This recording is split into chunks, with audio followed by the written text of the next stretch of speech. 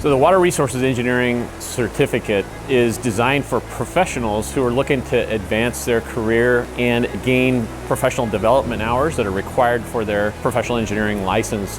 But they will be able to specifically focus on areas of interest where they can advance their knowledge and move their career to the next level. So as an industry professional, I've been in the water resources engineering environment for over 30 years, and I routinely hire water resources engineers. So this certificate and this program, it will be tied into industry and prepare leaders in water resources engineering for the future.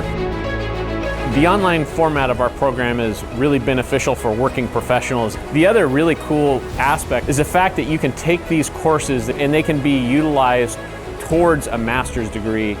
And so that's one of the unique differentiators in our certificate at Oregon State University. I think one of the advantages of a program like this is the connections that you get to make. So connections both with the science and the ideas, but also with the people, with the professors, with the practitioners, and the policymakers who are all engaged and involved in this program. I work with the tribes, I work with other engineers, I work with natural scientists, I work with social scientists. I get to sort of intersect in all these different ways and then get to work with the public on these problems that really matter to people. We have one of the most geographically diverse places in the United States, from the West Coast maritime, wet sort of Pacific Northwest, to the east dry landscape in eastern Oregon.